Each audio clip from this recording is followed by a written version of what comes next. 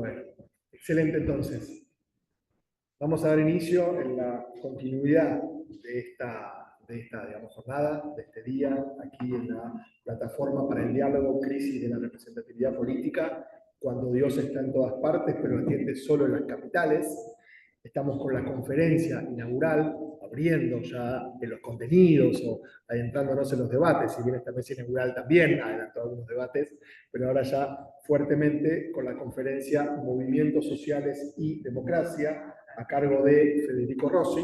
Federico Rossi, a quien hace mucho tiempo conocemos por suerte y ahora volvemos a coincidir, es doctor por la, digamos, Universidad Europea Florencia, es profesor e investigador independiente con licencia del CONICET USAM, actualmente Ramón I. Cajal Fellow en el Departamento de Sociología 2 de la Universidad Nacional de Educación a Distancia, UNED, en Madrid, y anteriormente Humboldt Senior Fellow en el Sherman Institute for Global and Area Studies, SIGA, de Hamburgo. Por supuesto, Federico trabaja estos temas hace muchos años, es autor de diversos libros, profesor en diversas universidades en distintos países, y bueno, tiene realmente una larga, digamos, trayectoria en pensar justamente los, digamos, problemas de la democracia y los movimientos sociales. De hecho, hay un libro denominado así, y también problemas vinculados con participación política, tanto de las juventudes como de otros grupos sociales. Así que sin más, aunque tengo una larga introducción para presentar a Federico, pero para no robarle tiempo a su propia conferencia, va a ser de unos 40-45 minutos y luego tendremos, ojalá 20 minutos para preguntas, debates, comentarios y abrir un poco el diálogo, que también de eso se trata. Así que Federico, bienvenido, muchas gracias, tus 40 minutos. Bueno, muchas gracias Pablo por la presentación, bienvenidos, bienvenidas. Para mí es un placer estar aquí hoy compartiendo este espacio del campus de la USAM, bello campus que tiene la USAM, para hablar en el marco de esta iniciativa muy interesante de Calas sobre la relación que hay entre democracia y movimientos sociales.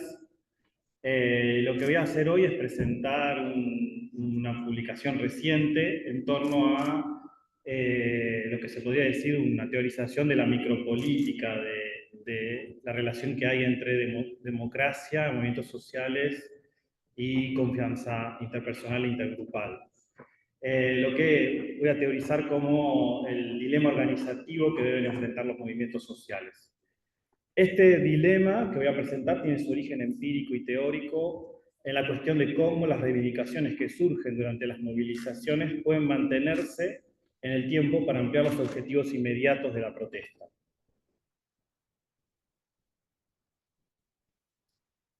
Es decir, cómo puede organizarse un movimiento social para un objetivo compartido sin diluir su heterogeneidad interna. Un tema del que Pablo había ya anticipado como una cuestión, el resolver las diferencias, ¿no? La heterogeneidad. Para ello, analizo el componente procedimental de las prácticas organizativas planteadas en esta pregunta, que en los estudios sobre movimientos sociales en general es considerado o puede considerarse como un dilema organizativo, el cual no necesariamente es un dilema organizativo democrático, pero en este caso me interesa más en particular un dilema organizativo democrático, cuando ese es el que se plantea al interior de un movimiento. El estudio de este dilema requiere una combinación de perspectivas que provienen de las literaturas sobre confianza, sobre movimientos sociales y las del pluralismo agonístico, para comprender diferentes trayectorias dentro de lo que conceptualizaré como un proceso de construcción de confianza en el aprendizaje organizativo de los movimientos sociales. Este proceso explica la construcción relacional de la confianza o desconfianza social en los intentos colectivos e individuales de aunar esfuerzos con fines políticos. Estudiar el papel de la creación de confianza en las prácticas organizativas democráticas es crucial para revelar el elemento aglutinador en la constitución y transformación de los actores políticos. La propuesta teórica que formularé aquí evita una laguna teórica común a los estudios sobre democracia deliberativa, confianza y movimientos sociales, que es el supuesto compartido que el consenso, muchas veces racionalista, es el elemento esencial para la organización democrática. En su lugar, propongo problematizar este supuesto, reconociendo los conflictos, las diferencias, la diversidad y las disputas, y el dilema organizativo que plantean en la configuración de un modo democrático de coordinación. Con esto no sostengo que el consenso y la confianza sean mutuamente excluyentes, ya que pueden coexistir. Sin embargo, como argumentaré teóricamente y demostraré empíricamente, el consenso no es el elemento definitorio de una organización democrática. Es más bien la confianza en que los modos de coordinación basados en la mayoría, jerárquicos o consensuados, conformarán un nosotros, un ellos, que no oculta la heterogeneidad humana. Además, confianza y conflicto no se excluyen mutuamente. Si reconocemos la naturaleza conflictiva de la humanidad, resultado de su heterogeneidad, los formatos organizativos consensuados podrían, en ciertos casos, incluso reprimir la diferencia en lugar de promover un contexto pluralista para hacer política juntos. Es en este sentido que el consenso esconde un riesgo autoritario si se construye negando la heterogeneidad humana y con ello su naturaleza agonística, conflictiva. Es la construcción de la confianza y no la racionalización del consenso la que juega el papel de vínculo social para reducir el miedo a ser negado como distinto y único, es decir, a ser reprimido simbólica y o físicamente. Y en su lugar, optar por sumar esfuerzos políticos colectivos.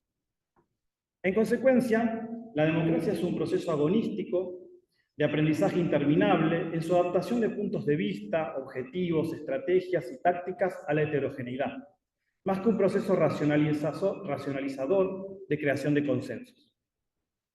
No podemos asumir la existencia de las condiciones previas para el consenso, como tienden a hacer las teorías de la acción deliberativa y comunicativa. Además, un consenso final entre individuos o grupos diversos no es un fin deseable y no es posible. La unificación absoluta de la multiplicidad de voces nunca puede lograrse gracias a la pluralidad inherente a la humanidad, condición sine qua non para el agonismo democrático. En pocas palabras, la creación de confianza es un requisito previo para reducir la incertidumbre interpersonal o intergrupal de hacer política juntos en la búsqueda de un formato organizativo que preserve la heterogeneidad de las identidades y los intereses.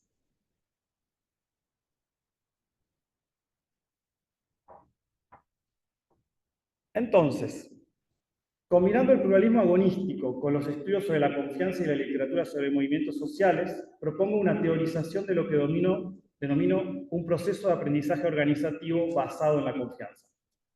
El punto de partida de mi argumento es que las opciones estratégicas organizativas combinan los valores dominantes y alternativos expresados por los activistas.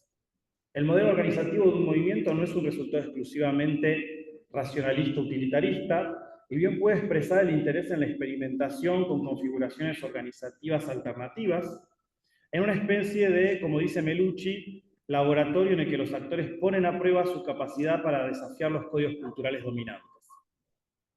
Además, e incluso en los casos en los que el uso de nuevos formatos organizativos no es la principal preocupación de un movimiento, la decisión a favor de un modelo sobre otro es el resultado de un proceso de aprendizaje colectivo basado en legados pasados positivos, por ejemplo, que podrían crear vínculos de confianza duraderos, y negativos, por ejemplo, que podrían erosionar la confianza o incluso crear desconfianza.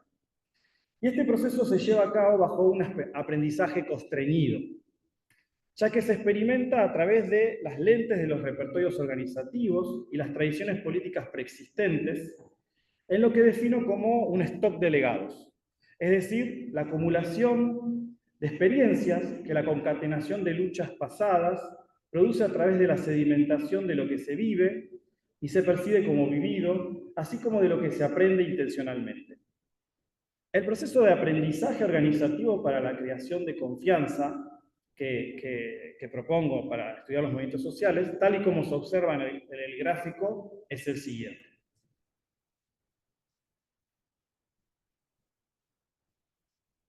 El proceso político organizativo se inicia en función de experiencias previas positivas y o negativas que conectan intergeneracionalmente las luchas pasadas con las presentes en un stock de legados. La forma en que la búsqueda de un modelo organizativo está mediada por la atención producida por la memoria de estas experiencias generará un grado de oportunidad diferente para desarrollar un modo de coordinación. Esta tensión se produce entre el miedo a ser anulado, es decir, a ser reprimido física y o simbólicamente, y la confianza en que aquellos otros que comparten el interés por promover la acción colectiva reconocerán la diversidad de identidades e intereses puestos en común. Si domina el miedo, prevalecerán las experiencias negativas del pasado y el dilema organizativo no surgirá, o lo hará con niveles muy bajos de confianza.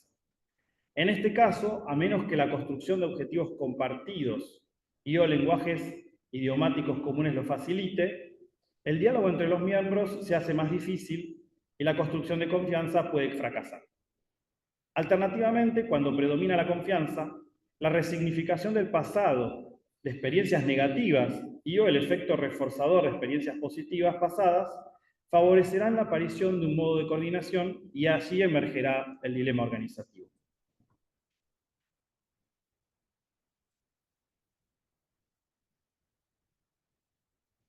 Este dilema es el resultado de la existencia de más de una opción organizativa.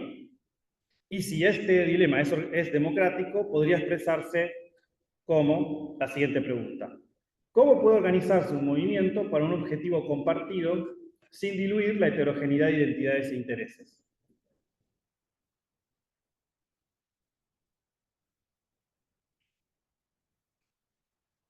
Para responder a esta pregunta central, el proceso de aprendizaje organizativo basado en la confianza ofrece 4 trayectorias alternativas que cubren analíticamente toda la gama de continuidad-cambio en el proceso organizativo.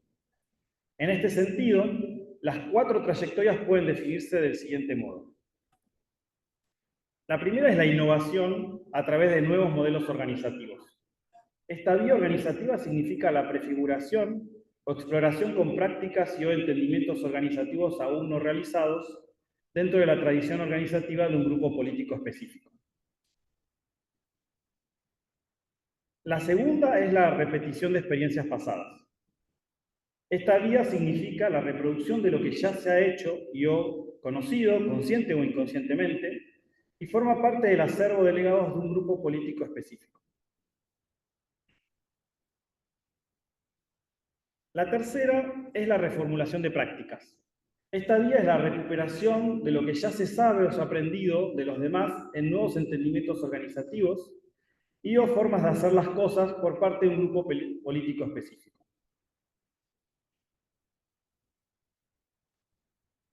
Y la cuarta es la emulación de modelos organizativos anteriores. Esta vía significa imitar lo que han hecho otros grupos sin aplicar modificaciones significativas o ninguna a los entendimientos y o formas de llevar a cabo el formato organizativo cuando lo adopta un grupo específico. Estas 4 vías siguen toda la gama de alternativas analíticamente posibles y pueden funcionar de forma democrática, autocrática o mixta. Es por ello que, si el dilema organizativo es democrático o no, es una cuestión empírica que requiere estudios situados para averiguarlo. Y es también importante aclarar que ninguna de estas trayectorias representa una trayectoria óptima o ideal.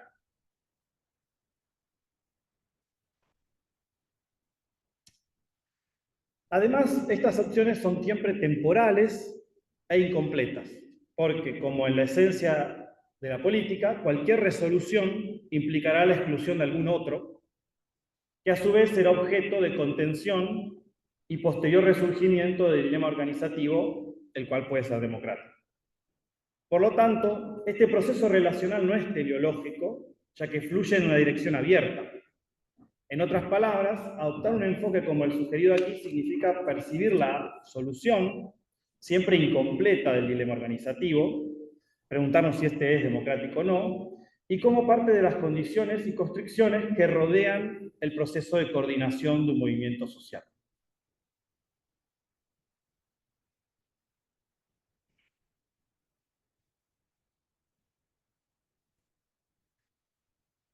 Entonces, esta propuesta teórica la ilustraré por medio de los siguientes casos. El movimiento asambleario de Buenos Aires, la autoconvocatoria contra el área de libre comercio de las Américas, ataque en Argentina y la corriente clasista y combativa del movimiento piquetero. Aunque estos casos podrían considerarse distintos en varios aspectos, en términos analíticos, muestran características similares en sus intentos de abordar el dilema organizativo democrático. Los casos fueron seleccionados porque representan las 4 trayectorias en el dilema organizativo. La innovación a través de nuevos modelos organizacionales es analizada en el movimiento asambleario. La repetición de experiencias pasadas es observada en ATTAC.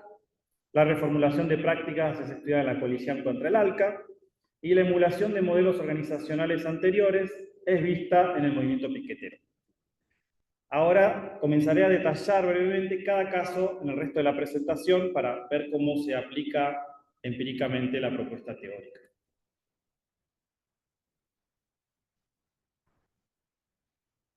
El movimiento asambleario de Buenos Aires surgió tras una semana de saqueos en varias ciudades argentinas y la declaración del estado de sitio por parte del gobierno el 19 de diciembre del 2001. Las clases medias urbanas reaccionaron con protestas espontáneas en algunas de las principales ciudades. Esa misma noche, miles de personas se congregaron frente a la Casa de Gobierno para exigir la dimisión del presidente, jueces, gobernadores, legisladores y dirigentes sindicales. Considerando las élites políticas totalmente responsables de la grave situación, gritaron que se vayan todos, que no quede ni uno solo. El gobierno reaccionó con represión y en 2 días murieron casi 40 personas. A la tarde siguiente, el presidente dimitió. A medida que las protestas se extendían, junto a los ataques a los políticos, surgió el movimiento asambleario para la aplicación concreta del lema contra las élites. El debate central entre los que protestaban era cómo organizar este descontexto. En las discusiones callejeras fue surgiendo un dilema organizativo para la constitución de una alternativa colectiva al colapso. En el movimiento asambleario, el punto de partida analítico es su contexto de surgimiento, ya que la alta movilización contra las consecuencias del neoliberalismo en Argentina impregnó su dilema organizativo.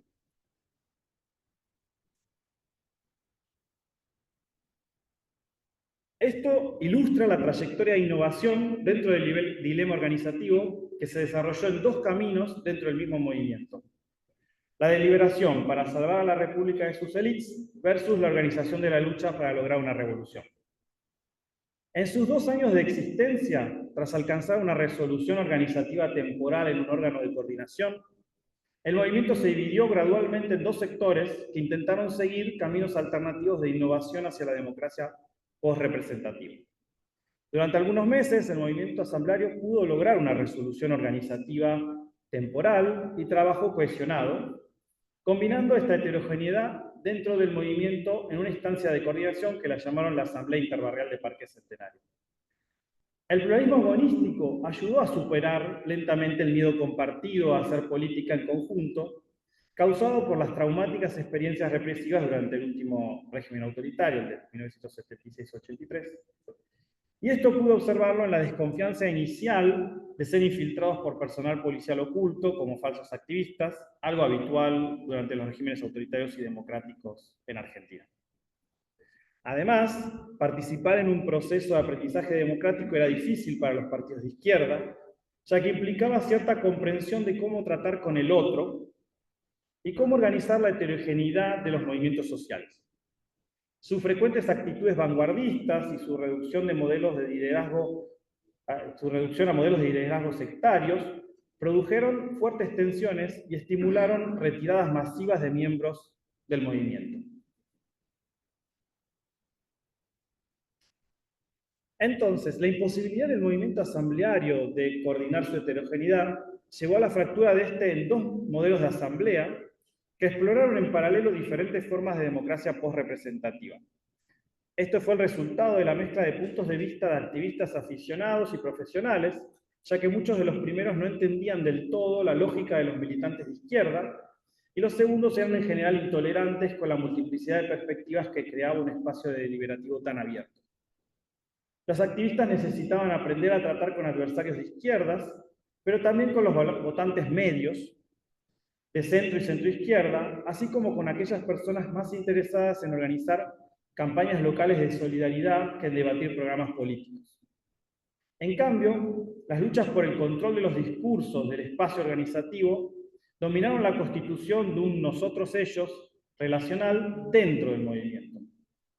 La confianza mutua en que se preservaría la heterogeneidad fue la característica central que falló en la constitución de un entorno deliberativo unificado en el movimiento asambleario. Este fue el resultado de la dificultad para elaborar un formato deliberativo que pudiera preservar la naturaleza agonística de la democracia y al mismo tiempo aceptar el pluralismo en ausencia de una identidad compartida, o incluso de un uso idiomático común del lenguaje. Esta complicación a la hora de resolver el dilema organizativo, junto con la dificultad de mantener altos niveles de movilización durante largos periodos de tiempo, condujo a la construcción de una frágil confianza incipiente entre los miembros de este innovador entorno deliberativo que se deterioró rápidamente. Tras la división del movimiento en dos opciones organizativas alternativas, algunas asambleas se transformaron en diferentes proyectos sociopolíticos, mientras que el movimiento casi desapareció 2 años después, en 2003.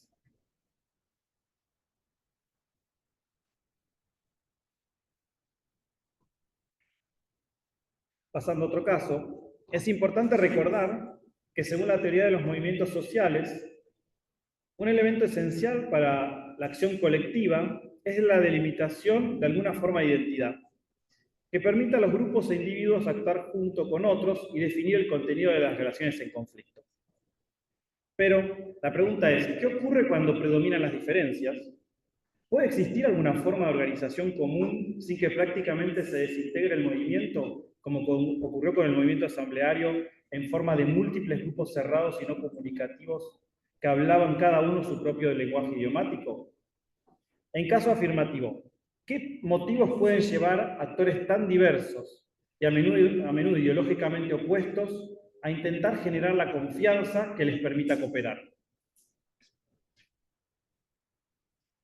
Para dilucidar estas preguntas, compararé los procesos de formación de redes canalizadas de forma diferente, de la autoconvocatoria contra el Área de Libre Comercio de las Américas y ATAC Argentina, como expresiones de su dilema organizativo.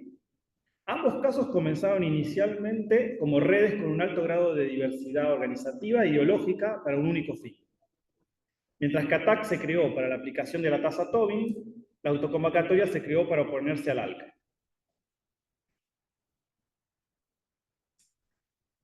El dilema organizativo de estos dos casos puede resumirse así. ¿Cómo desarrollar una estructura en red que pueda tratar la heterogeneidad de forma excluyente o incluyente? Aunque en ambos casos esta heterogeneidad produjo tensiones, estas se resolvieron de formas opuestas que ilustran las dos trayectorias aquí estudiadas. Específicamente, la reformulación de prácticas organizativas excluyentes precedentes en un modelo organizativo incluyente se observa en la autoconvocatoria contra el ARCA. Esto significa que, en un proceso de creación de confianza, la autoconvocatoria cambió el nombre de la coalición para ampliar su alcance e incluir otros intereses de sus principales miembros. En cambio, en ATAC se observa la repetición de experiencias excluyentes del pasado.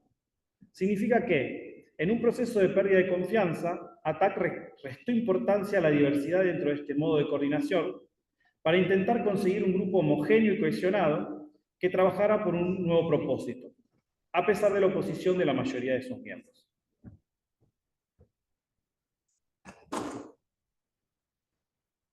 En particular, viendo la autoconvocatoria, esta era una coalición nacional de un grupo heterogéneo de sindicatos, movimientos, organizaciones religiosas y partidos, como se ve en el gráfico. Todas asociadas a figuras notables, pero sin liderazgo formal. El tipo de deliberación utilizada era horizontal, con debates y sesiones plenarias semanales a nivel local y nacional, y más a menudo durante las campañas de movilización. El grado de influencia de los participantes dependía de los recursos y el tiempo que podían dedicar al colectivo y a sus actividades. La mayoría de los miembros eran militantes profesionales que trabajaban para múltiples grupos y organizaciones, participando en la autoconvocatoria como uno de los muchos espacios de activismo sin darle una identidad propia. Como se muestra en el gráfico, las organizaciones que componían la autoconvocatoria tenían su origen en 3 movimientos diferentes. El primero, el sector católico del movimiento de derechos humanos, organizado en torno a la organización Servicio de Paz y Justicia, SERPAJ. El segundo, los comunistas, organizados en torno al Instituto de Fondos Cooperativos. Y el tercero, el más amplio, Movimiento Peronista y Nacional Popular, proveniente de sindicatos, partidos y piqueteros, organizado en torno a la Central de Trabajadores de la Argentina, la CTA. Tras un periodo inicial centrado exclusivamente en el ALCA, la coalición reformuló sus objetivos y alcanzó un mayor nivel de coordinación táctica y estratégica y de expansión mediante la integración de las tres redes internas. Gracias a estos cambios, los piqueteros, los sindicatos y otros grupos preocupados principalmente por la pobreza y cuestiones afines, pudieron sentirse incluidos dentro de una coalición en la que el objetivo principal, la anulación del ALCA, se enmarcaba ahora como componente de un proceso más amplio. Como dice el comunicado que llama a su principal acción política durante su periodo de existencia, dice: por eso es necesario que nos organicemos en todo el país para decir no a las políticas imperialistas norteamericanas en nuestro continente que nos presionan para firmar el ALCA, pagar deudas externas y aceptar la militarización de nuestros territorios. En definitiva, estas son las políticas que condenan a nuestros pueblos a la pobreza y la exclusión. Es de esta manera como la autoconvocatoria pasa a ir llamándose más que autoconvocatoria no al ALCA, pasa a llamarse autoconvocatoria no al ALCA, no a la pobreza, no al imperialismo, y va agregando temáticas paulatinamente. Entonces, ¿cómo es posible que en este caso la heterogeneidad funcionó? ¿No? Es decir, y en primer lugar, porque todos los participantes eran activistas profesionales con un uso idiomático común del lenguaje, lo que facilitó el proceso de búsqueda de un objetivo compartido para la coalición. En este proceso no hubo imposición de temas por parte de unos miembros sobre otros, sino que ampliaron los focos temáticos para que todos los miembros se sintieran representados por la coalición. Además, se logró un discurso integrado capaz de proponer un argumento articulado contra el ALCA, la deuda, la militarización y la pobreza como componentes del proyecto imperial de Estados Unidos.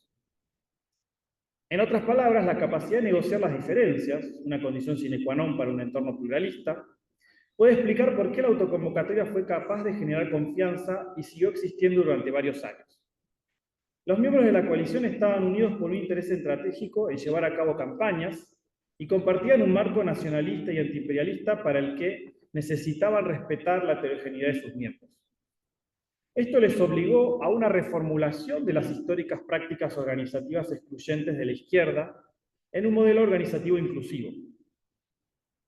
De esta manera, la autoconvocatoria constituyó una trayectoria inclusiva, que en este caso significó la creación de una red policéfala basada en 3 nodos centrales, sostenidos no por un sentimiento de identidad compartida, sino más bien por el compromiso con un objetivo común. La autoconvocatoria entonces favoreció la creación de confianza entre los activistas profesionales para la constitución de un proceso de negociación permanente y horizontal basado en la división del trabajo y la aportación de recursos simbólicos y materiales para la consecución de un objetivo común.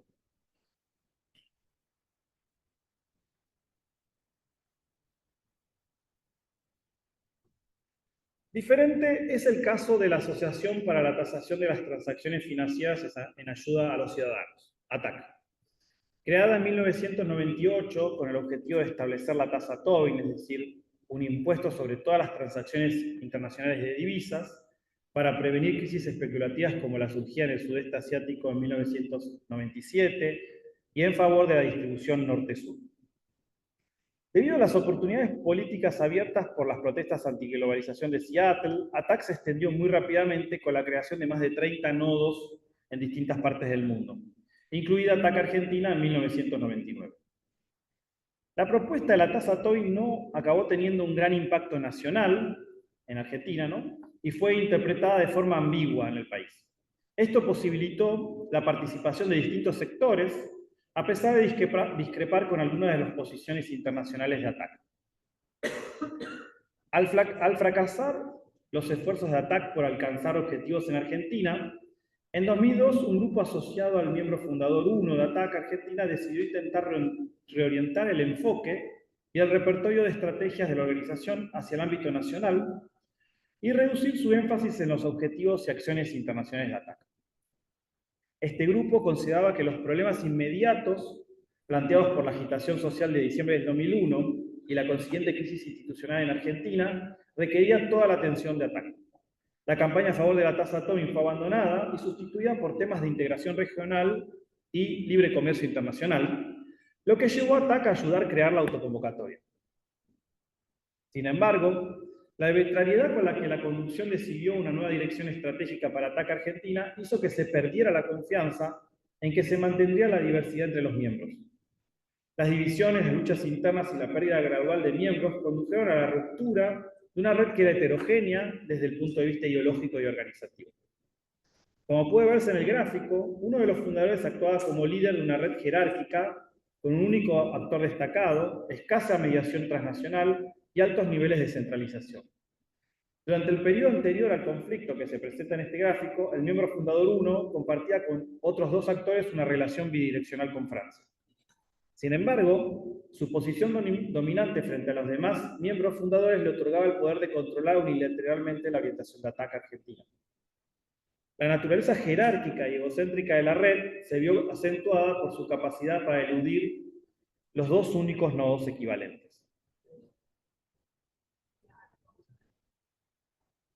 Entonces, ATAC optó por una estructura de red egocéntrica, ¿no?, como se lo llama en teoría de redes, que implicaba una opción excluyente. Aunque esto favoreció la posibilidad de lograr consensos, el grado de diversidad del grupo se vio reducido por la disolución deliberada del pluralismo y la imposición de un control centralizado de las comunicaciones y los recursos. Esta estructura facilitó el logro de consensos precisamente porque evitó un escenario deliberativo basado en la diversidad. Así, las condiciones en las que se logró el consenso demuestran que no siempre es democrático y que puede derivarse del desequilibrio de poder e incluso verse favorecido por él. Dicho en otros términos, ATAC es una red centralizada en un actor destacado que estableció vínculos de intermediación con relaciones asimétricas. Esto se debe a que el actor situado en una posición central dominaba tanto la coordinación de los intercambios de la red como los vínculos con los puntos más periféricos de la misma, escasamente comprometidos con el nuevo tema. En contraste con el de la autoconvocatoria, este formato organizativo fue el resultado de la repetición de prácticas antidemocráticas de la izquierda, imponiendo un enfoque excluyente para navegar por el dilema organizativo.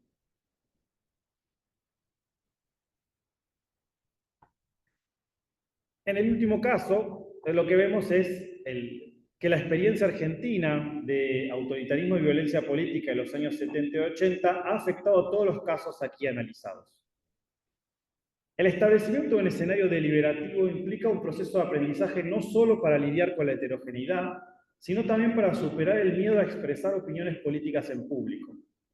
Del mismo modo, debido a experiencias pasadas positivas o negativas, la construcción de un movimiento de forma democrática también implica valorar la democracia como algo necesario. Analizar este cambio dentro de la izquierda y sus implicancias organizativas ilustradas por el caso de la organización piquetera Corriente Clasista y Combativa. La existencia de un etos democrático no puede darse por supuesta. Su surgimiento es más raro de lo que generalmente se supone, siendo el resultado de un proceso de aprendizaje interminable. Deben aprenderse comportamientos como la deliberación, la negociación, la tolerancia y la capacidad de compromiso. Las prácticas organizativas se adaptan y a veces se mejoran a partir de las ya conocidas, pero no se limitan a lo familiar. Por lo tanto, para entender por qué se eligió un modelo organizativo concreto entre la amplia gama de posibilidades, es necesario comprender si existe alguna relación entre la forma en que los actores entienden la democracia y el modelo organizativo elegido. En este caso, el dilema organizativo puede plantearse de la siguiente manera. Si la corriente clasista y combativa debe seguir un formato organizativo sustentado en la centralización o la descentralización guiada por los líderes.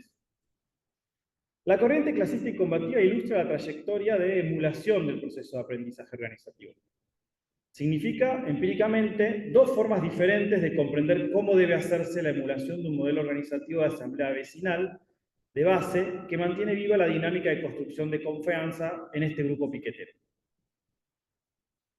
Aunque la corriente clasista y combativa se creó en el año 96 como la rama movimentista del maoísta Partido Comunista Revolucionario de Argentina, el PCR, este partido existe desde los años 60, siendo un partícipe central de los debates de la izquierda sobre cómo lograr cambios profundos en América Latina. La supresión de las libertades básicas y los miles de muertos durante la última dictadura militar demostraron a la izquierda que el autoritarismo hacía aún más difícil promover cambios revolucionarios. Los debates entre las organizaciones de izquierdas de la transición a la democracia se han centrado en cómo ir más allá de la democracia liberal, capitalista y procedimental. En el PCR, estos debates de la izquierda y las traumáticas experiencias sufridas bajo el último régimen autoritario resultaron en una redefinición del dilema organizativo. Las guerrillas fueron aplastadas, lo que debilitó considerablemente a la izquierda.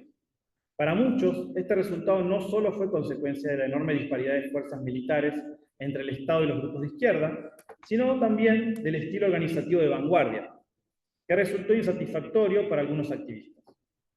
Según el Politburó del PCR, la única forma de aprender del pasado era abandonar esas iniciativas vanguardistas y pasar a modelos organizativos masivamente participativos.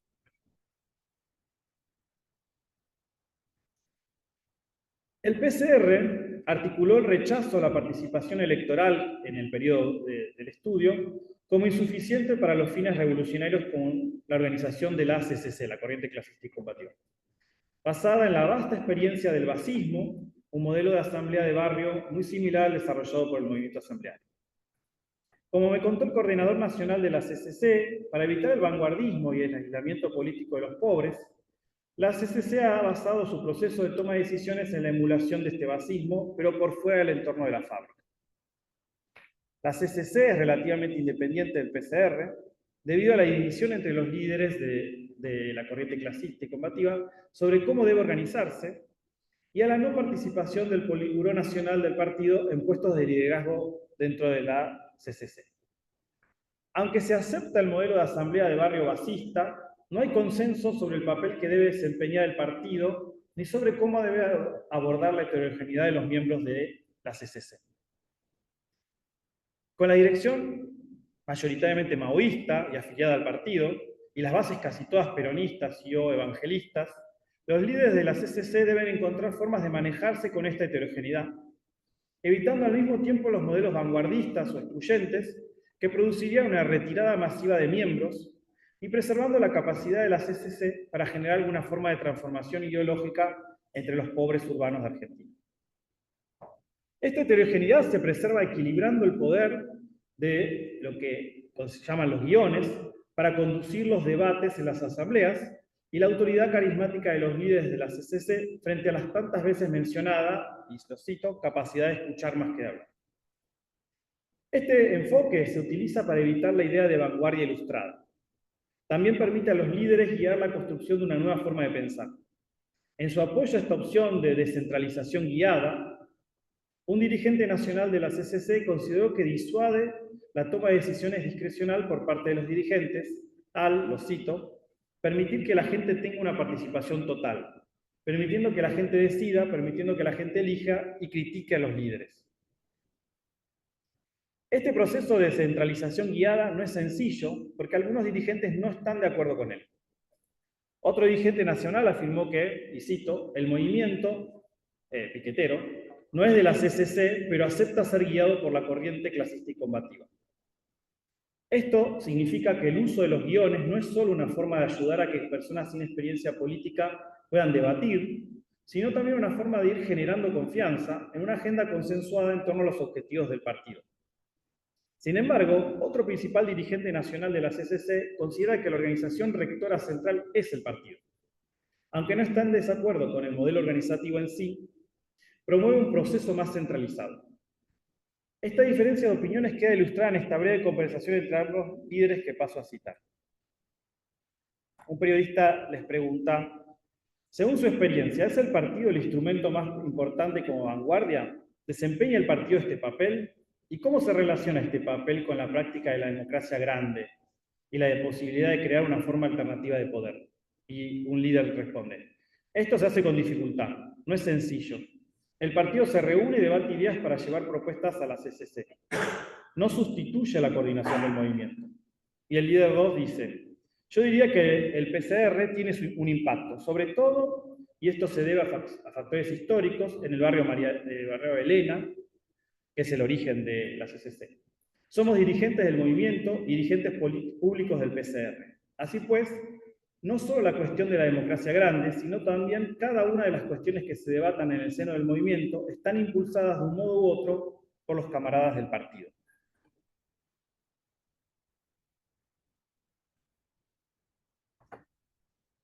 Entonces, este debate, aún sin resolver, sobre si lo que llaman en la CCC la democracia grande debe ser un proceso centralizado guiado o descentralizado guiado, se traduce parcialmente, en la práctica por dos vías. En primer lugar, aunque los guiones guían la conversación, no son vinculantes y pueden modificarse durante el debate. Por ejemplo, en un momento en 2003, los líderes intentaron proponer, cito, el PCR como un motor de la CCC. Pero las asambleas locales lo rechazaron y por tanto se eliminó de los guiones. Esta acción fue muy importante porque preservó la confianza en que los líderes respetarían la heterogeneidad de las identidades dentro de un interés común. A su vez, para reducir el poder personal de los líderes y mantener aún más la confianza entre los miembros, el Politburo de la CCC creó un sistema de puntuación para la distribución más transparente de los recursos obtenidos durante las movilizaciones. Cada persona obtiene puntos por su participación en protestas, asambleas y cooperativas, y la persona con más puntos tiene prioridad en la asignación de recursos, y así sucesivamente a lo largo de una lista hasta que se hayan repartido todos los recursos. En resumen, más allá de las discusiones sobre liderazgo, en la CCC la emulación de los modelos organizativos de base permitieron la organización de asambleas de democracias más masivas que mantienen viva la dinámica de creación de confianza dentro de esta organización piquetera. Entonces, este debate entre los dos principales dirigentes de la CCC, que expresa el crucial dilema organizativo al que se enfrentan, no es meramente estratégico. La voluntad de aprender de los efectos traumáticos de experiencias pasadas se juxtapone a prácticas políticas profundamente arraigadas. Por tanto, lo que solemos encontrar en la CCC, como en los demás casos, es una combinación de viejas y nuevas prácticas. Esto se debe a la naturaleza restrictiva del proceso de aprendizaje. Las experiencias pasadas se filtran a través de las presentes, dando lugar a lo que llamo un stock de legados. Mientras que al movimiento asambleario le resultó difícil formar entendimientos mutuos para construir un entorno deliberativo, no fue así en el caso de la autoconvocatoria, donde el trauma de las experiencias pasadas ayudó a la formación de caminos inclusivos hacia objetivos comunes. La diferencia clave entre el movimiento asambleario y la autoconvocatoria fue que esta última estaba formada por organizaciones y movimientos previamente establecidos que se unieron a la coalición deliberadamente y sin temor inmediato por su propia supervivencia, mientras que los asambleístas estaban construyendo simultáneamente el movimiento respectivo e intentando confiar mutuamente en los demás.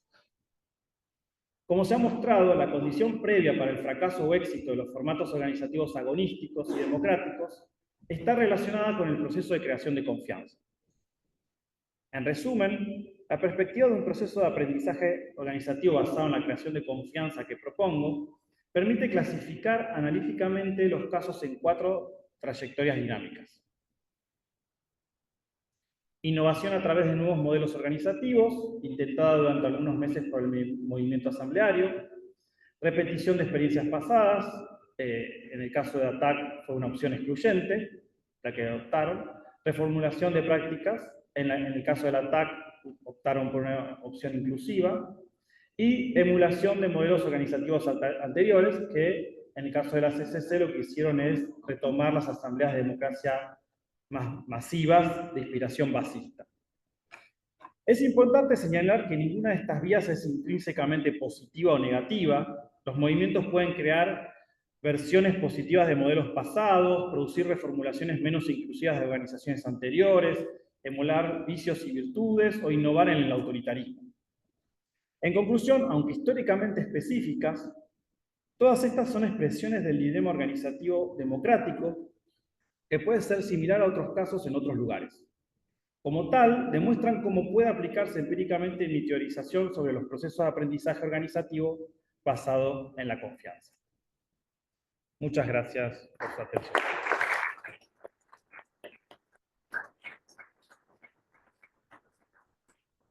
Muchas gracias, Federico, por esta conferencia, por compartirnos estos elementos basados en movimientos, organizaciones que sin duda tuvieron centro en Argentina, pero creo que interpelan problemas mucho más generales, mucho más regionales, y como mismo mencionaste, también vinculado con oportunidades políticas y con coyunturas, digamos, mucho más generales. Simplemente, bueno, vamos a abrir ahora un tiempo, tenemos una media hora, un poquito menos, para hacer un diálogo, para hacer algunas preguntas.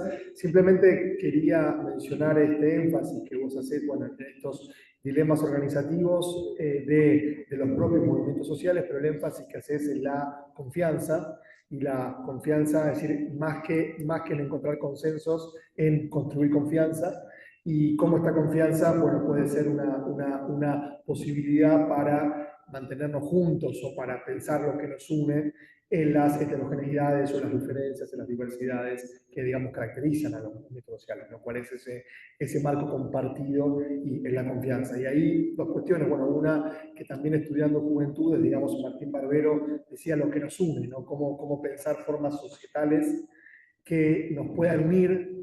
Inclusive él también mencionaba más allá del vínculo ciudadano. Y aquí también en los movimientos sociales a veces como que se ensayan algunas formas de vínculo social que no necesariamente están, digamos, referidos al vínculo ciudadano estadocéntrico y tampoco, por supuesto, al vínculo consumidor mercadocéntrico en un punto. Entonces ahí también creo que hay algo. Y un comentario más, para no ser muy largo, porque lo rico son las preguntas, si bien yo soy el que modera, comenta, pero no me quiero robar tiempo para que pueda haber intervenciones colectivas.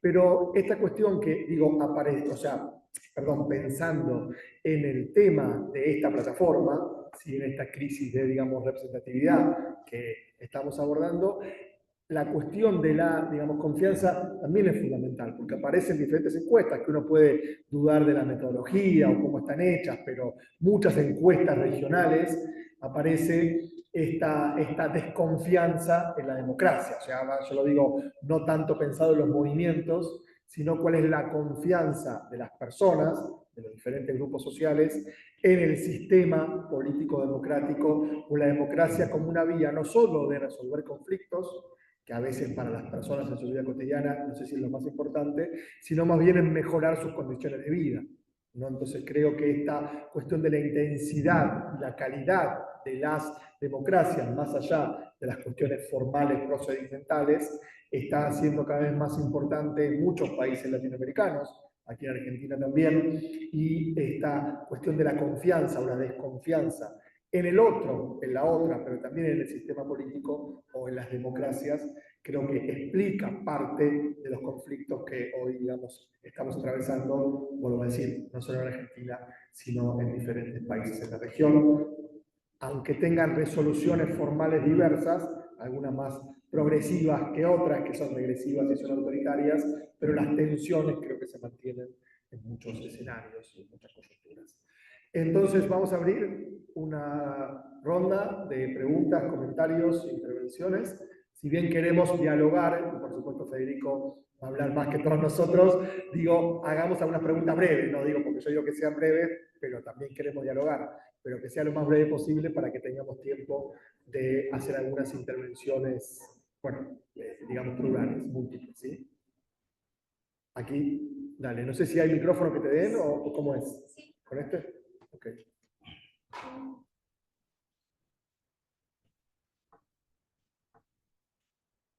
Hola, hola Fede, ¿cómo andás? Bueno, me encantó la discusión, un montón de cosas, me gusta,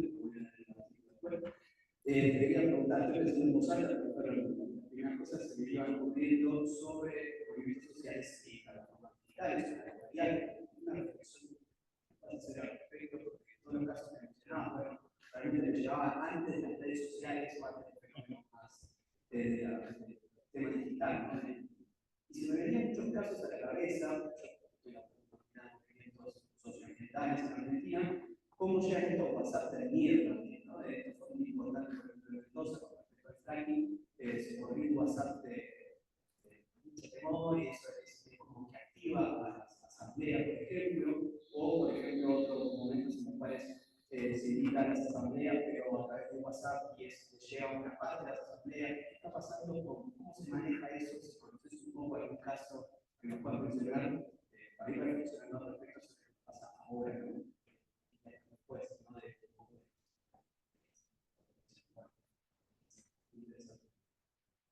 Buenísimo.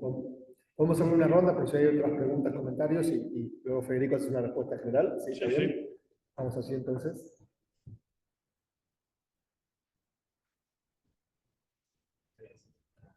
Hola Federico, gracias por la presentación. Mi pregunta es principalmente una aclaración. Tiene que ver con el fundamento, ¿no? El principio de todo el argumento que está hablando. Yo comparto que la cuestión deliberativa, ¿no? El principio del acuerdo. Sin embargo, para lo que es el tema de la confianza, hay que justamente abrirse, ¿no? Tener una apertura, o sea, ¿no? La posibilidad de diálogo, ¿sí? Hasta la posibilidad de intercontacto, de intercomunicación, ¿no? En todo acto de confianza hay un salto de fe, hay un salto de fe. Que se puede abordar o no abordar en cuestiones estratégicas, y que no tiene por qué ir a la cuestión de consenso. Entonces, mi pregunta es, para ver si entendí bien el argumento, damos por sentado también este elemento que sería más o menos equivalente, como por ejemplo a la crítica que hace Guillermo a los racionalistas por lo que dice ahí, pero para que haya estas soluciones estratégicas, tiene que haber un piso básico de identidad colectiva, acciones morales en común, principios de acuerdo, ¿no? Salto de fe. Mi pregunta es, ¿estamos considerando ese elemento? Porque no entendí que bueno. Muchas gracias. Una o dos intervenciones más, sí, así, claro.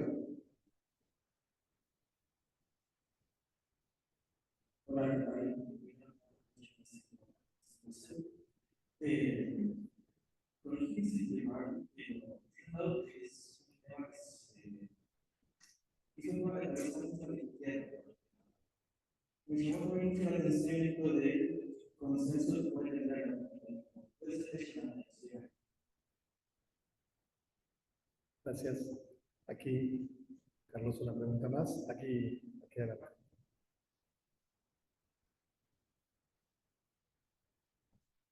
Hola Federico, pues muchas gracias por tu presentación. De verdad que es un tema que me genera mucha reflexión, incluso trasladándolo a otros contextos para pensar por qué no pueden cuajar diferentes procesos organizativos en contextos pues, de gran fragmentación social.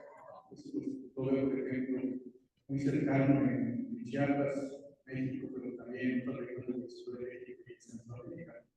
Una gran diversidad de organizaciones, pero también una gran fragmentación. Aunado de ello, pues, una gran fila de factores de desmovilización social que afectan al lenguaje y su organización. Bueno, todo este rodeo para llegar a la pregunta que quiero hacer es, bueno, todo esto que nos comparte me parece muy rico para pensar una serie de procesos organizativos y demás muy interesantes, muy ricos. Pero al mismo tiempo me quedo pensando cómo articularlo a otras perspectivas, cómo hacer ese ejercicio para articularlo a esto que decía Pablo de estructura de oportunidades, recursos, también contextos bastante restrictivos, acción colectiva. ¿Cómo lo podemos plantear? Y en ese sentido, la otra pregunta sería, más allá de lo que nos dices, esta perspectiva, ¿qué es lo que tú consideras en dónde encuentras sus límites también y la necesidad de articular otras miradas complementarias y personales? Como eso. Gracias. Excelente. Bueno, sí, hay una pregunta más. Dale. La última y le damos a Federico y si hay tiempo hacemos una segunda ronda igual, ¿sí? Pero vamos con una más que yo también, Federico no va a poder responder a todo. Dale. Federico, buenos días. Tengo una pregunta.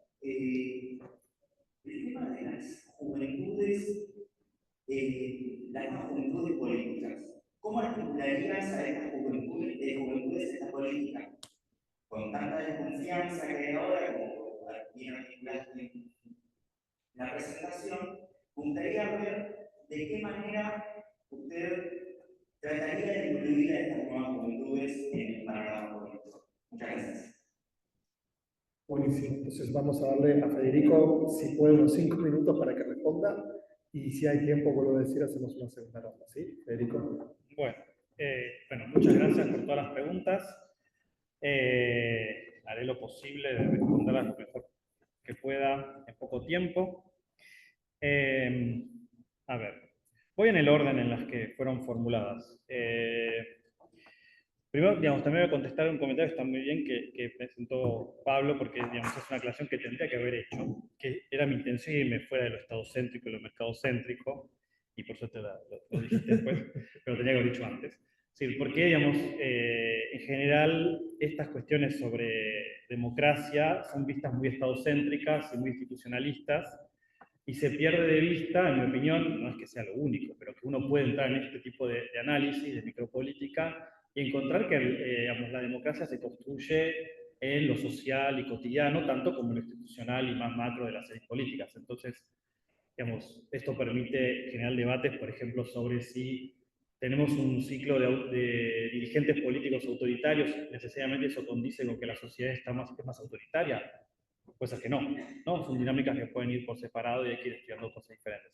Entonces, en este sentido, cuando uno entra en este análisis por fuera de lo estadocéntrico y lo mercadocéntrico, en el vínculo de las personas para generar acción colectiva, uno entra en la pregunta sobre qué forma opta la sociedad por organizarse en cada una de sus formas, ¿no? Y espacios. Opta mayormente por formas democráticas, opta mayormente por otras.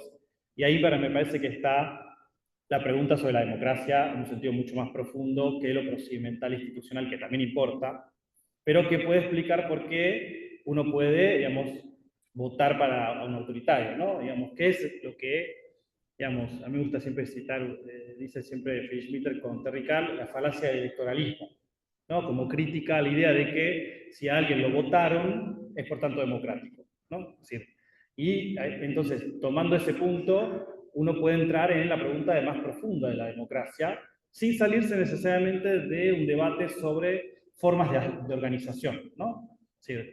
Es decir, que hay debates sobre lo sustantivo de la democracia, que es otro debate que también uno puede anexar a este, pero sosteniéndonos todavía sobre un debate sobre formas de organización, uno puede trascender el electoralismo, el estadocentrismo, el elitcentrismo también, ¿no? E encontrar que hay formas de organizarse que hacen a una densidad social de la democracia. Y ahí es donde yo creo que hay esperanza, digamos, es decir, al menos en Argentina. Es decir, hay otros países donde por ahí ahí es donde a veces uno pierde la esperanza, por ejemplo Perú, así que a veces está eso en una profunda crisis. Pero hay que ver cada caso.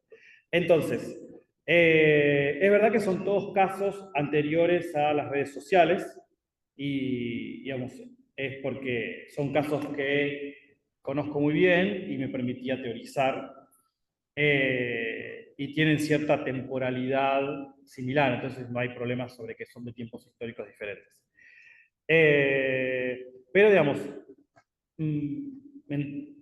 las formas de organización interpersonal, físicas, tridimensionales, como las que estamos haciendo en este instante, ninguno de los movimientos las perdieron. Es decir, la CCC sigue existiendo, la Corriente Clasista y Combativa, y sus asambleas no las hace por Zoom. Se juntan en un club barrial o en la calle y se juntan así, hablan así. Entonces, ese espacio de construcción interpersonal de vínculos y de confianza virtualmente no es posible de construir si no está la copresencia. Entonces, en ese sentido, las redes sociales, en mi opinión, es decir, desfavorecen la construcción de confianza, es decir, atomizan, individualizan y producen más diálogos egocéntricos, ¿no? Es decir, más monólogos egocéntricos que una producción de diálogo empático, de construcción de tejido de puentes. Y eso lo podemos ver en muchas instancias, no solo políticas, pero en las políticas también, en el sentido de cuando uno se encuentra en una asamblea de diferentes personas que están por un fin político común, cada uno llega egocéntricamente a ese encuentro a decir lo que piensa, lo que quiere y lo que le parece mejor, ¿no? Y después, en ese diálogo, ¿no? si se produce, que no siempre se produce, es lo que también digo, no siempre se produce. Si se produce, hay un ida y vuelta, hay una escucha, hay un encuentro, y al final el resultado es algo intermedio, imperfecto, y no es egocéntrico, sino es que es común. En las redes, para mí, eso se hace mucho más difícil. Es más fácil tener un punto de objetivo puntual muy concreto e inmediato, pero es mucho más difícil este paso de la protesta a la coordinación de movimiento, que requiere ese encuentro. Y es por eso que los movimientos como tales siguen teniendo encuentros físicos. No se sostienen, no hay movimientos sostenidos exclusivos y única y exclusivamente en las redes. Es un estiramiento conceptual del término de movimiento. Es decir, los movimientos sociales tienen siempre, al final de cuentas, espacios de encuentro personalizado de alguna manera, en alguna esfera y a algún nivel, y por más o con menos o más asiduidad, dependiendo del tipo de movimiento. Después son redes, son coaliciones, son campañas, son otras cosas, ¿no? Eso hay que sostener una cuestión conceptual ahí, que a veces se confunde, ¿no? Porque todo aquel que se moviliza termina pareciéndose un movimiento y no necesariamente lo es. Entonces, en ese sentido, me parece que desfavorece y hace más difícil la confianza, favorece la transmisión de información, eso desde ya. Después, con respecto al correr de miedos por WhatsApp, sí, eso para mí, digamos, es importante porque potencia algo que siempre existió, que son los rumores. Es decir, están los estudios sobre los rumores como esenciales para la Revolución Francesa. Es decir, las revoluciones tradicionales siempre tuvieron grandes ciclos de rumores, de terror, el momento del terror, del rumor. Que es más grande, ¿se acuerdan? En 2001 estaban los rumores de los saqueos que entraban a las casas de cualquier persona, la gente salió a los barrios a juntarse en la esquina y a armar fuegos, fogatas, para defender su propiedad, ¿no? Eso no pasó y no estaba pasando, ¿no? Sí, pero eso ayudó a generar asambleas de barrios. Es decir, entonces los terrores pueden producir, por eso yo digo, el miedo puede ayudar, es decir, porque generalmente se ha estudiado el terror, el miedo, como atomizador, fragmentador, desmovilizador. No necesariamente. El miedo te puede unir, ¿no? Entonces uno puede llegar al espacio de encuentro solo aterrorizado. Y a partir de ahí encontrar cobijo, ¿no? un encuentro con otros que también tienen miedo, bueno, y comunidad, ¿no? Es decir, te desatomiza. Entonces, el rol de los rumores para mí en términos de WhatsApp potencia eso. Ahí está el tema de aquel que de eso va a tocarle el timbre al de al lado, o se va al encuentro, el espacio ese, y dice, mira, circula que la minera esta va a hacer reventar la montaña mañana. Y no se queda en la casa, digamos, va al otro y le dice, mira, pasa eso, y todos después van hasta ahí y hacen un piquete en la entrada de la ruta esa. Ese es el efecto del rumor en la potenciación. Entonces yo creo que, digamos, los medios estos de transmisión digital veloz de información, para mí, es decir, potencian dinámicas preexistentes. Yo soy muy analógico, para mí no modifican dinámicas humanas cotidianas, es decir, las potencian para bien o para mal. Entonces, para mí hay que verlos en los largos procesos históricos, ¿no? Son canales de potenciación del rumor, ¿no? Es decir, cuando no estaba la imprenta, el rumor era de boca en boca, en general el rumor es oral, por eso el WhatsApp sirve, pero los rumores los podés también construir y si tenés capacidad de imprimir un diario, lo podés difundir más, y si tenés la radio, el rumor lo podés construir, ¿no? Orson Welles, cuando hizo la falsa invasión de marcianos en Estados Unidos como un ejercicio social y artístico que generó una ola de terror de gente que creyó que venían a invadirlos. Bueno, eso es el rumor con una tecnología mucho más masiva. Yo lo veo en ese sentido. Es decir, para el tema de la confianza y la posibilidad de abrirse al diálogo, es decir, las teorías de Pisorno sobre que deben haber acuerdos comunes para que se logre, es decir, yo estoy, es decir, con Pisorno y Melucci, que están en ese diálogo, parcialmente de acuerdo y parcialmente no. Es decir, para Pisorno y para Melucci ellos comparten una cuestión, hay una precondición, ¿no? Es decir, tiene que estar eso que planteas, una precondición de acuerdo de base, moral, valorativo y demás, para que se produzca. Y acá no lo cito, pero en el texto está más Melucci que Pisorno, es decir, citado en discusión, ¿no? Parcial. Y yo, digamos, porque está la pregunta de decir que siempre hacen sobre que para que haya un movimiento tiene que haber primero una identidad colectiva.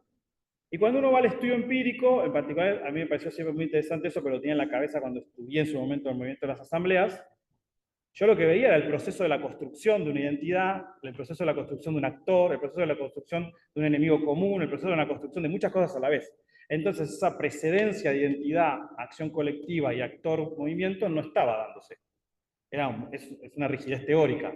Se estaba coproduciendo y aquellos que producían más acción colectiva no tenían más identidad colectiva. Y aquellos que estaban en un proceso más identitario, mucho más interesados en eso, que fueron los que terminaron yendo en una dirección más situacionista o autonomista y demás, se dedicaron mucho a eso. Y fueron mucho hacia la introspección. Dijeron menos acción colectiva hacia afuera. Entonces, y los que por ahí dijeron, bueno, no vamos a lograr un acuerdo sobre qué somos como somos un grupo de gente que debate. Pero acá está pasando esto. Listo, hacemos eso. Bueno, generamos otro tipo de acción más hacia afuera. Entonces, ahí hay como una cuestión donde no es tan necesario, al menos en términos de acción política, ¿no? Que creo que es lo que acuerdan también. No están hablando de todo tipo de acción humana. Es decir, a veces une otras cosas. Por eso es donde agrego el temor, la memoria, elementos que no están en Piso Memerucci. Memoria, temor, experiencia pasada, resignificación. Es lo que yo conceptualicé como el stock de legados, donde está todo eso. Uno llega, es fenomenológico a la idea esa, es decir, uno llega cargado de todo eso al encuentro del otro. Y ese encuentro te cambia. Y entonces ese encuentro puede constituirte en una identidad diferente, o puede no cambiarte la identidad, pero te puede generar otra conexión. Entonces, para mí, no hace falta para abrirse el diálogo, ¿no? Es decir, la necesidad de algo anterior para abrirse al diálogo y la confianza, no hay una precondición necesaria. Hay pasado, hay historia, solamente eso. Hay memoria, hay historia, ¿no? Pero entonces las teorías dirían, bueno, aquel que sufrió represión masiva tiene miedo y no va a querer juntarse con otros. Y hay países donde eso pasó, o lugares donde pasó, y hay otros donde no, donde produce el efecto opuesto. Justamente el temor te une. Entonces la cuestión está, ¿qué es? ¿El temor te une o no? Entonces la cuestión, en mi opinión, es decir, la que propongo también, es más fenomenológica, es cómo veo vivo la memoria de aquello que viví, ¿no? Es decir, y cómo transmito que así es, y dónde está el error de aquello hecho, y dónde está aquello que hay que cambiar, ¿no? Es decir, por eso el caso del último, de los piqueteros, es que me parece interesante, porque es donde ellos se autodicen, hay una batalla perdida en el pasado y hay un error nuestro también. Ese error lo resignificamos así, ¿no? Seguimos generando el mismo objetivo, queremos ir para el mismo lado, pero nos equivocamos aquí, lo vamos a cambiar de esta manera. No está bien ni mal, no es objetivo, es decir, y desde partir de ahí hacen ese esfuerzo de resignificarse, ¿no? Y ese esfuerzo de resignificarse, acá en el artículo de Tomás en profundidad, no es teórico entre ellos al interior de la sede partidaria. Ellos te lo cuentan, es decir, es producto de ir al barrio con esa anteojera y chocarse con que los demás te miran con cara, ¿y este marciano dónde viene, de qué me está hablando? Y empezar a tejer un diálogo y a encontrar que, bueno, estaban desafectados de la realidad por vanguardismo y que embarrarse los ayudaba. Y entonces también reconocen que ellos fueron más cambiados de lo que cambiaron al otro, ¿no? Y eso ayudó. Y eso ayudó en la confianza, porque es una retroalimentación. No dejó de ser el dirigente, el líder, pero es un ida y vuelta, ¿no? Es decir, entonces, ahí es donde esa cuestión de que la identidad es precedente no es clara, porque hay una identidad que se fue modificando. Entonces, ¿qué es? Bueno, yo digo es la confianza, es ese acto, ¿no? Sí, de confianza. Si esto es un tema exclusivamente que se refiere a la izquierda, no. No. Es decir, en estos casos son todos de izquierda, sí, pero no, se refiere a cualquiera. La confianza no tiene ideología. Es decir, puede ser de cualquier tipo de ideología, e incluso el primer caso no es solamente de izquierda. Justamente uno de los grandes problemas que tienen es que hay actores muy ideológicos de izquierda, con mucha experiencia política, pero muy cerrados ideológicamente, con otros actores con poca experiencia y poco ideologizados, o con ideologías no tan rígidas y estrictas, sino más difusas, y tienen hacen un esfuerzo enorme, por mucho tiempo, para intentar entenderse, y les cuesta tejer puentes. Pero no al punto de que no entienden lo que el otro está hablando. Es decir, a ese nivel. Por eso hablo de lenguajes idiomáticos, ¿no? Uso ahí teoría. Es ecléctico, ¿no? Así todo lo que voy haciendo. Entonces, ¿por qué? ¿Qué pasa? Lo que encontré es que cuando el otro habla en español, porteño, y el otro también, y dice las mismas palabras, pero están significando otra cosa. Y cuando uno le preguntaba a un lado del otro, entendieron cualquier otra cosa en el mismo debate asambleario. Es decir, no se entendieron en el sentido más profundo de la palabra. Y no es que no hubo voluntad de entenderse. Y entonces ahí hay una gran dificultad. Y parte de eso estuvo ahí. Y entonces llegó un momento que les costaba ya confiar entre sí. Entonces, ahí sobre el tema del consenso y el autoritarismo, ¿a qué voy con eso? Si me primero desplayar un poco más al respecto. No digo que el consenso es autoritario, para nada, sino que en las teorías de la democracia deliberativa, participativa y demás, está considerado como el sumum plus ultra de los espacios de democracia. Y cuando se logra un consenso, eso fue un acto superior democrático. Y yo digo, o sí o no, es decir, hay que verlo en cada cuestión empírica, pero más bien veo una digamos, disolución de una heterogeneidad. Es muy difícil el consenso, pero no porque es muy difícil consensuar, sino porque la diversidad y nuestra heterogeneidad es esencial. Entonces hubo una represión para poder producir un consenso.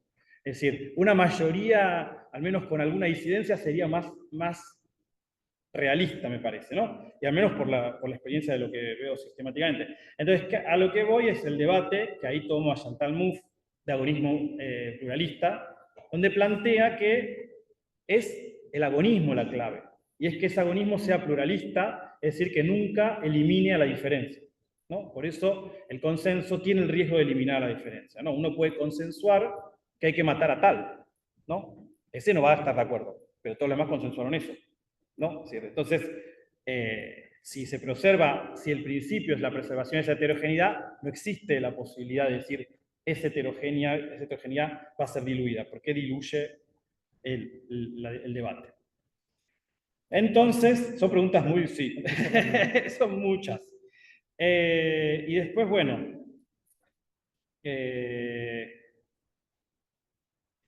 y después las últimas dos preguntas es cómo se puede generar con temas de teorías de movimientos sociales. Todo el tiempo está conectado con temas, está siempre conectado con literatura de movimientos sociales, en forma crítica y dialógica, en un ida y vuelta.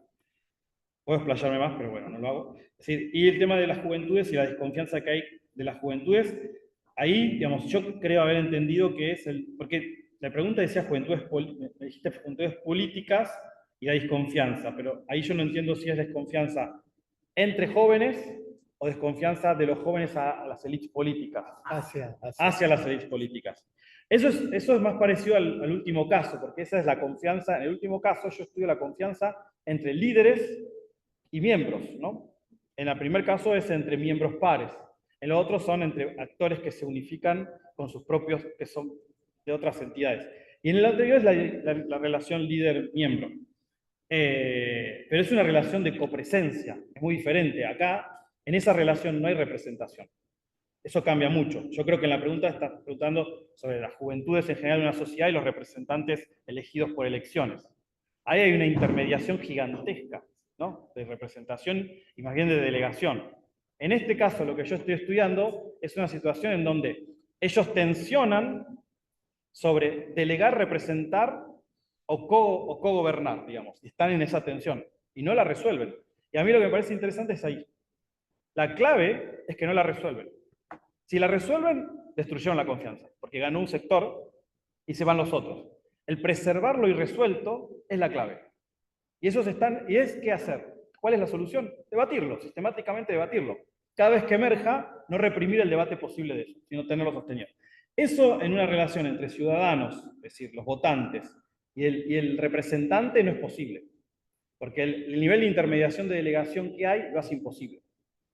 Es decir, es pasivo ese vínculo, ¿no? Es decir, la única forma de vinculación de eso es el momento del voto, la protesta en la calle, es decir, la opinión pública, pero la más directa la protesta en la calle, pero es siempre de una delegación digamos, muy jerárquica. Aquí es todo lo opuesto, hay tentativas de jerarquizar con confrontaciones de horizontalizar. Entonces, estamos como hablando a niveles muy diferentes. Por eso no sé si nos permite explicar eso, ¿no? Esto que digo yo. Perdón, eran grandes las preguntas. Totalmente, Federico. Bueno, tenemos que, digamos, cerrar acá nuestro almuerzo y luego por la tarde hay 2 mesas más, así que este diálogo continuará por la tarde. Muchas gracias, Federico, y gracias a todos y todas.